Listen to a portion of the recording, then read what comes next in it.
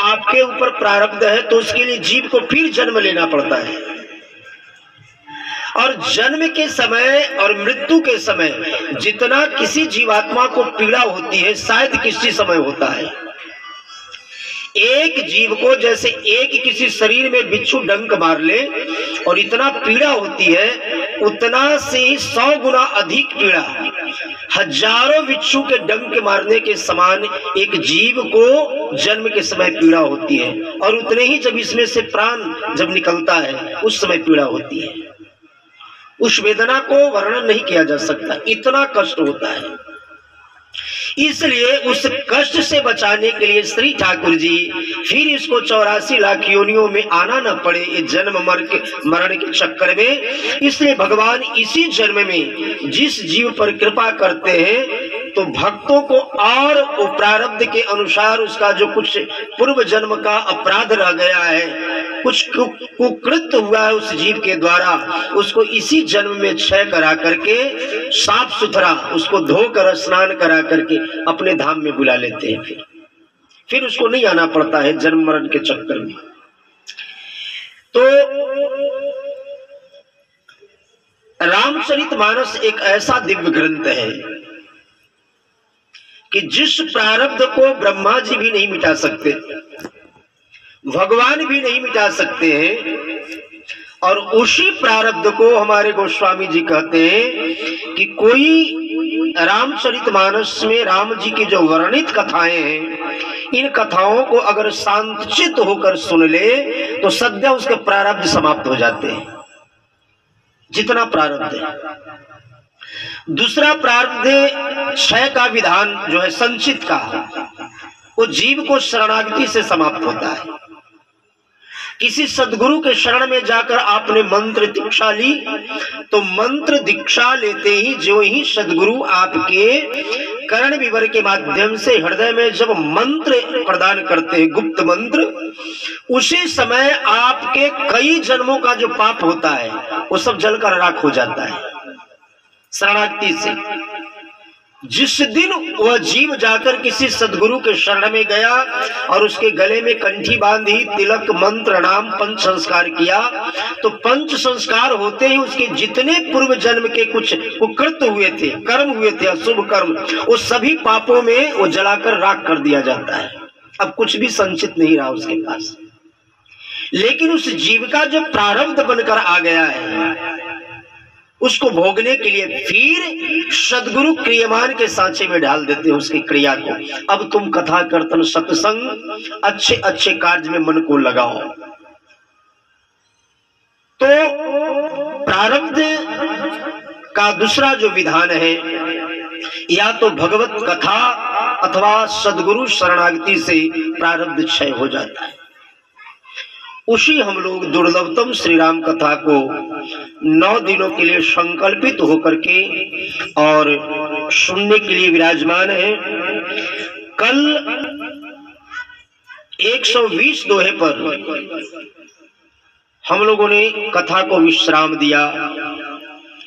ये हर्षे कामारि तब शंकर सहज सुजान, वह विधि उमहि प्रशंस पुनि बोले कृपा निधान।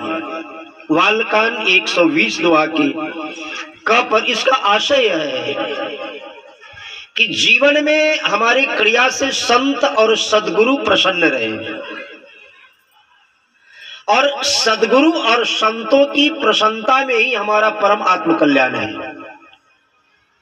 जिस दिन हमारे किसी भी कृत्य से कोई संत सदगुरुजन का चित्त दुखी हो गया तो फिर हम भगवान के कोप के भाजन बन जाएंगे, भगवान की दृष्टि टेढ़ी हो जाएगी हमारी प्रति। इसलिए निज निज सेवा सावधान। भगवान स्वयं कहते हैं, मोते अधिक संत कर लेखा। हमसे भी अत्यधिक संतों के प्रति सद्भावना जिस जीव के अंतःकरण में होता है, मैं ऐसे जीव के बस में रहता हूं, ये भगवान कहते हैं। तो यहां भगवान शिव सदगुरु हैं, और भगवान सदगुरु के समक्ष माता पार्वती पत्नी रूप में केवल नहीं बैठी हैं, धर्म पत्नी के रूप में केवल नहीं बैठी हैं, एक सर्वगुण संपन्ना, जो सद्विचार सद्गुण सद्विवेक लिए हुए एक परम शिष्या के रूप में बैठी है और सुंदर जिज्ञासा करती है, आप मेरे को राम कथा सुनाइए, मैं आपके श्रीमुख से राम कथा सुनना चाहती हूं। देखो, कथा सुनने के 4 स्थान और धरातल बताए गए हैं। बहुत सजग होकर सुनना चाहिए।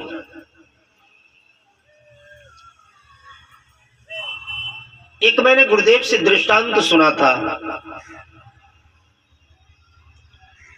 एक बार बादशाह अकबर, उस समय दिल्ली के मुगल बादशाहियत था, तो एक टोकरी में मूर्ति बेचने वाला वो चिल्लाता हुआ चल रहा था, भैया कोई मूर्ति ले लो, मूर्ति ले लो, मूर्ति ले लो। तो बादशाह अकबर ने देखा, जो टोकरी में मूर्तियां रखी थी उसको बहुत पसंद आया। पूछा, भैया ये मूर्ति का क्या दाम रखे हो? तो उसने कहा कि महाराज, इस मूर्तियों का दाम एक का 1 लाख है, दूसरे का 1000 है, तीसरे का 100 रुपया है। सब समान मूर्ति लग रहा था ऊपर से देखने सुनने में। तो बादशाह अकबर के मन में शंका हुआ, भ्रम हुआ कि ऊपर से तो तीनों मूर्तियां एक समान दिख रही है, लेकिन में क्यों अंतर है? तो बादशाह अकबर के दरबार में एक कुशल मंत्री जिनका नाम था बीरबल बुलवाए गए।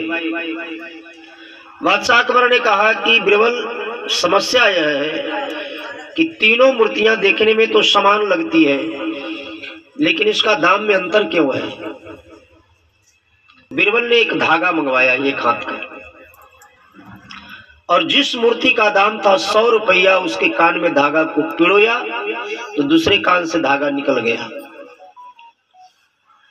फिर जिस मूर्ति का दाम था 1000, उसके कान में पिरोया तो फिर उसका धागा मुख से निकल गया। तीसरे जिसका 1 लाख दाम था, उसके भी कान में पिरोया तो उसको न कान से निकला न मुख से निकला। बीरबल ने कहा कि महाराज, इन मूर्तियों के माध्यम से हम जीवों को 3 प्रकार की शिक्षाएं मिल रही है। संसार में, परिवार में, समाज में कहीं भी 3 तरह के लोग होते हैं। ऊपर से लगते हैं कि सब गोरे काले मोटे पतले सब ये मनुष्य हैं, लेकिन सब मनुष्य होते नहीं हैं। 2 हाथ पांव वाले दिखते तो जरूर हैं, लेकिन वो मनुष्य होकर भी वो पशुपत उनका जीवन होता है। पशुपत जीवन किनका होता है?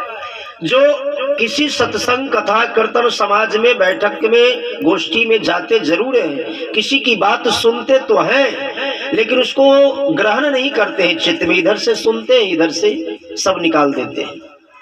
तो जिनका ऐसा ग्राह्य मन चित्त बुद्धि अहंकार नहीं है, इधर से सुना और इधर से किसी की बातों को अनादर कर दिया, ऐसे लोग 100 रुपए वाली कीमत के। दूसरे ऐसे लोग होते हैं जो किसी की बात के सुन तो हैं, लेकिन उसमें तर्क, अपनी बुद्धि का प्रयोग करते हैं। मुझे क्या सुनना है तो सब मैं जानता हूं, वो अपने को ही ज्ञानी सिद्ध करते हैं। तो जो ज्ञानी होगा, अपने को ज्ञानी बताएगा, वो किसी की बात को सुनना नहीं चाहेगा, मैं खुद समझदार हूं। तो ऐसे लोगों को भी कहीं ना कहीं पतन हो जाता है। लेकिन जो सिद्ध कोटि के होते हैं, बाजार में हम जाते हैं, कई तरह के सब्जियां होते हैं, दुकान में जाते हैं, कई वैरायटियां होती, यानी कि पूरा बाजार ही उठाकर घर लाते हैं। उसी प्रकार से जो साधक होते हैं, वो कथा, कीर्तन, सत्संग कहीं भी जाते, लेकिन अपने मनरूप और उचित जो उनके उपयोग के वस्तु होते हैं, वो सब ध्यान से सुनते रहते हैं और जीवन में उतार कर अपना आत्म कल्याण कर लेते हैं। तो हमें 1 लाख रुपए वाली श्रेणी में बैठ करके, जिसको सिद्ध कहते हैं, और इस धरातल पर बैठ करके हमको भगवान की कथा, कीर्तन, सत्संग जो श्रवण लाभ करते हैं, ऐसे लोग के लिए गोस्वामी जी कहते हैं, कलिमल हरणी मंगल करणी तुलसी कथा रघुनाथ की। ऐसे श्रावकों के कई जन्मों के जो विकार मल होते हैं, अज्ञानता, उसको सद्य धो करके परम पवित्र करके और